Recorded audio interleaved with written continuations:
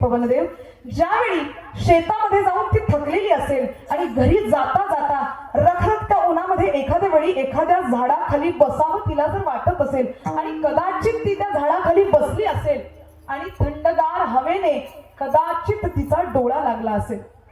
ऐकताय ना सर्व? इथपर्यंत आले. आता पवनदेवांना सांगतायत पवनदेव, कदाचित माझ्या मातेचा भारतामधल्या स्त्रीचा कदाचित थकव्याने जर डोळा लागला असेल तर हे पवनदेव त्या ठिकाणावरून तुम्ही एवढे संथ व्हा की माझ्या भारतीय स्त्रीच्या अंगावरचा पदर मात्र बाजूला व्हायला नको. ही मागणी राजा रघुंनी केली. भारतीय स्त्रीच्या पदराचं रक्षण करणारे महापुरुष आपल्या भारतामध्ये झालेले आहेत आणि त्यांनी मागणी करावी या भारताच्या स्त्रीचा पदर जपावा. पण आज टीव्ही चॅनल बघता बघता खरं तर पहिले असं समजत होतं की पहिले माणूस जनावर होता. आता पेपर वाचून कळायला लागलं की माणूस आजही जनावरच आहे. काय ना, भरपूर प्रगत झालोय आपण, पण आपल्या मनातले विचार मात्र अजून गढूळच आहेत. अहो, तो रावण परवडला आपल्यापेक्षा. त्याने माता सीतेला हरवून त्या ठिकाणी नेलं होतं, तिचं हरण केलं होतं, पण तरीही तिच्याकडे विक्षिप्त नजरेने त्या रावणाने कधी पाहिलं नाही. सीता माता जिवंत मिळाली ही रामरायाची शक्ती होती, पण सीता माता पवित्र मिळाली ही रावणाची सुद्धा मर्यादा होती. आपल्यापेक्षा बरा होता तो रावण, विद्वान होता, अहंकारी होता, पण त्याने मात्र सीतेकडे कधीच वावग्या दृष्टीने पाहिलं नाही. त्याने आईच्या स्वरूपातच त्या माता सीतेकडे पाहावं. आणि आज एक आपण आहोत, हैवान दृष्टी झालेली आहे आपली. प्रत्येक स्त्रीमध्ये वासना पाहण्याची आपली दृष्टी झालेली आहे. मला खंत वाटते अशा या महाराष्ट्रामध्ये राहणारे आपण किती थोर पुरुष होऊन गेले आणि या महाराष्ट्रातला तरुण दहीहंडीचा कार्यक्रम करतो, एका स्त्रीला बोलवतो, ती स्त्री नाचते, लावण्या करते आणि एक नाही दोन नाही लाखोच्या संख्येने हा तरुण तिथे जाऊन शिट्ट्या वाजवतो आणि तिचा अश्लील प्रकारचा नृत्य पाहतो. किती शोकांतिक आहे आपल्या भारताची आणि आपल्या या महाराष्ट्राची. छत्रपती शिवाजी महाराजांचा आदर्श आपल्या डोळ्यासमोर कधी येत नाही का? तुम्हाला कधी याची जाणीव होत नाही का की आपला राजा मुलगी नाचवणारा नाही तर मुलगी वाचवणारा राजा होता. कधीतरी त्या राजाचा आश्रय आपल्या डोळ्यासमोर आणावा, आदर्श आपल्या डोळ्यासमोर आणावा. माझ्या राजाने कधीच मुलगी नाचवली नाही. उलट शत्रूची मुलगी ज्यावेळी समोर उभी करण्यात आली त्यावेळी नखशिखांत तिचं सौंदर्य पाहिलं आणि मनात एकच सांगितलं, त्या मुलीला सुद्धा सांगितलं, ऐक नखशिखांत तुला पाहतोय, पण मनामध्ये वासना येत नाहीये. मनामध्ये एकच भाव येतोय की हिच्या हृदयातून किंवा हिच्या उदरातून जर मी जन्माला आलो असतो तर मी किती सुंदर झालो असतो. शत्रूच्या मुलगीकडे पाहण्याची सुद्धा भावना काय आहे? मातृत्वाची भावना आहे. आपल्या डोळ्यातल्या रावणाला, आपल्या डोळ्यातल्या हैवानाला जरा बाजूला करा. स्त्री जात वासनेसाठी नाहीये. स्त्री सारखं पवित्र या जगामध्ये काहीच नाही हो. जिच्या उदरातून जन्माला यायचं तिलाच शिवी घालायची.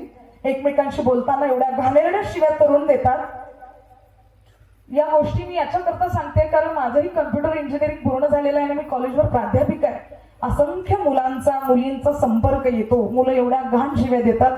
ज्या आईच्या हृदयातून, ज्या आईच्या उदरातून जन्माला यावं त्या आईवरून, त्या वडिलांवरून घाणेरड्या शिव्या आपण द्यायच्या, हे कितपत योग्य आपल्याला वाटतं? आपल्या या सप्ताहाचं फळ जर आपल्याला काही पाहिजे असेल ना श्रोते हो, इथे बसलेल्या तरुणांना आणि तरुणींना सुद्धा विनंती करेल, एकदा फक्त जगदीश्वराच्या चरणावर जा आणि सांगा की मी आजपासून कुठलीच घाणेरडी शिवी देणार नाही, कुठलंच वाईट व्यसन करणार नाही, कुठल्याच मुलीकडे वाईट भावनेने पाहणार नाही. तुमच्या सप्ताहाचं फळ तुम्हाला असंच मिळून जाईल भगवंताच्या कृपेने आणि देईल भगवंत. मनोवांछित इच्छा पूर्ण होतील. जगाकडे पाहण्याचा मात्र दृष्टिकोन चांगला असावा. आणि इथे बसलेल्या तरुण मुलींना सुद्धा मी सांगेल, मी तुमच्या मोठ्या बहिणीसारखी आहे आणि बहिणीने सांगितलं तर त्यात काही वावगं नसतं. मुलींना सुद्धा माझं सांगणं आहे, मुलींनो जग फार वाईट आहे. तुमचं स्वातंत्र्य तुम्हाला दिलंय, पण आई वडिलांनी सुद्धा मुलींना एक गोष्ट कान उघडे ठेवून सांगावी. मी नेहमी सांगत असते, प्रत्येक कीर्तनात सांगत असते, कारण ही काळाची गरज आहे. मला माहिती आहे ज्ञानोबराया तुकोबरायांच्या विचारांपुढे हे विचार शून्य आहेत, ठोकळे आहेत, पण तरी सुद्धा कुठेतरी काहीतरी हजारोच्या संख्येमध्ये एक जरी सुधारला तरी सुद्धा आमचा परमार्थ सफळ आहे. या भावनेने मी बोलणं करते आणि बोलण्याचं धाडस करते. लक्षात घ्या श्रोते हो, मुलींना सुद्धा माझं सांगणं आहे, आई बाबांनी तिला सांगावं, घरातून बाहेर निघतेस, उंबरठा ओलांडतेस, लक्षात ठेव, कपाळाला कुंकू लाव आणि अंगभर वस्त्र घालून जर बाहेर निघशील तरच घरामध्ये यायचं, नाही तर नाही आली तरी चालते. अंगभर कपडे ही आपली सुरक्षितता आहे. एखाद्या कासवाच्या पाठीवर कुऱ्हाड जरी मारली तरी कासव मरत नाही, पण ज्यावेळी त्याच्या पाठीवरचं कवच काढून घेण्यात येतं, कासव वरून सोडला जाईल तरी तो मरण पावतो. आपल्या अंगावरचे वस्त्र म्हणजे आपली सुरक्षितता आहेत, आणि जोपर्यंत ते व्यवस्थित आहेत तोपर्यंत काळजी वाहण्याचं गरज नाही. तुम्ही म्हणाल मग त्या 3 वर्षाच्या मुलीचा काय दोष होता? मला माहिती हो, तिचा काही दोष नव्हता, पण तिच्या सुद्धा शरीराकडे पाहण्याची जी दृष्टी होती ना, ती पण आपणच निर्माण करून दिली ना. मोठ्या तरुणी ज्यावेळी ठोकळे कपडे घालतील त्यावेळी लहान मुलीमध्ये सुद्धा वासनच दिसणार आहे, त्यामध्ये काही वावगच नाहीये. आपले कपडे, आपले आचार, आपले विचार, खरं सांगू तुम्हाला, आपल्या शब्दातून संस्काराचा सुगंध दरवळत असतो मातांनो. आपले शब्द इतके नेटके आणि इतके सुंदर असावेत, आपलं बोलणं, आपलं वागणं, आपलं चालणं हे सगळं मर्यादित असावं. बाप ज्यावेळी बाजारामध्ये जाईल ना, बापाने ताठ मानेने जावं असं आपलं वागणं बोलणं असावं. ज्यावेळी चौकात लागलेले मुलीचे बॅनर वावा पाहतो की नाही, महाराष्ट्रातून पहिली आली, राज्यस्तरीय कॉम्पिटिशन मधून पहिली आली, बापाचं असं ऊर भरून येतं, माझ्या लेकराचं हे बॅनर आहे. 4 लोकांना ओरडून सांगतो की माझी पोरगी आहे, जी दिसते ना तिथे ती माझी पोरगी आहे. अहो, त्या बापाच्या चेहऱ्यावरचा आनंद कधीतरी स्वीकारा. तो बाप उगाच नाही खर्च करत आपल्यासाठी आयुष्य, जरा त्याची जाणीव असू द्यावी. ते म्हणतात ना, झिजू झिजू संसाराचा गाडा वाकला, वटांगणी हसू जरी कणा वाकला, घडीभर तू थांब जरा, ऐक त्याची धापर, लई अवघड हाय गड्या, उमगाया बापर, उमगाया बापर. तो बाप कठीण आहे जाणायला, ती आई कठीण आहे, त्याच्या मागचे कष्ट अविरत चालू आहेत. त्या कष्टांना मात्र आपल्याला चांगले दिवस दाखवायचे, याच्यासाठी प्रयत्नात राहा. मला इतका आनंद झाला आपल्या या चिखली गावामध्ये येऊन. असंख्य तरुण इथे आलेले पाहिले. इथे बसलेल्या प्रत्येक तरुणाईसाठी जोरदार टाळ्या वाजवा. खरं तर ज्यांचा परमार्थ झालेला आहे त्यांचं येण्यात काही नवल नाही हो, पण तरुणा भाग्यवंत नटे हरी कीर्तनात तरुणांचं येणं या ठिकाणी महत्वाचं आहे. आणि माझ्या माता माऊल्यांना सुद्धा पाहून माझ्या पाठीशी खरंच एका शक्तीप्रमाणे त्या उभ्या आहेत. मी तर म्हणेल आमच्या आईसाहेबांनी काय कुठून कुठून मोती रत्न हे शोधून आणलेत सगळे, त्यांचं त्यांना माहिती. इतकं सुंदर वातावरण, त्यात आमच्या माऊल्या. मला या ठिकाणी आल्यानंतर एक विषय माझ्या डोक्यात आला. बऱ्याच दिवसापूर्वी माझ्यासोबत घडलेला विषय मी तुम्हाला सांगते, ऐकताय ना सर्व? बऱ्याच जणांचा असा एक भाव असतो की स्त्रीने कीर्तन करू नये किंवा स्त्रीने व्यासपीठावर बसू नये.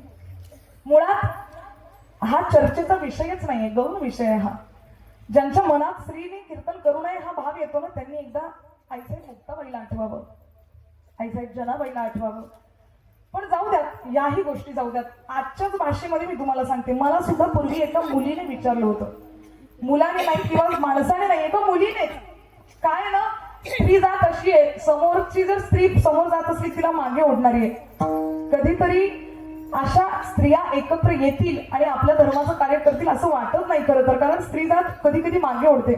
पण इथे येऊन हे वातावरण पाहिलं, आईसाहेबांविषयी आपलं असलेलं प्रेम पाहिलं आणि त्यांचंही यांच्यावर सर्वांवर असलेलं प्रेम पाहिलं, माझ्या मनात आलं.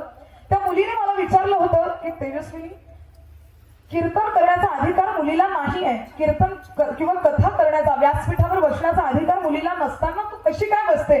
मी बाकीच्या शास्त्रार्थ तिच्याशी केलाच नाही. तिला एकच उत्तर दिलं की थोकडे कपडे घालून डिस्को मध्ये नाचण्यापेक्षा अंगभर कपडे घालून हरिनामाचा जयघोष करणारी मुलगी कधीही श्रेष्ठ आहे. काय करायचंय? थोकडे कपडे घालून जगामध्ये फिरून काय करणार आहे? पण अंगभर कपडे घालावेत आणि माझ्या पांडुरंगाचं गुणगान करावं, याच्यापेक्षा सापेक्ष भावना दुसरी जगामध्ये कुठलीच नाहीये. आणि ती जर आपण या ठिकाणी उपभोगत आहोत तर आपल्या चिखलीकर वासियांसाठी आजचा दिवस खरंच सुवर्ण दिवस आहे.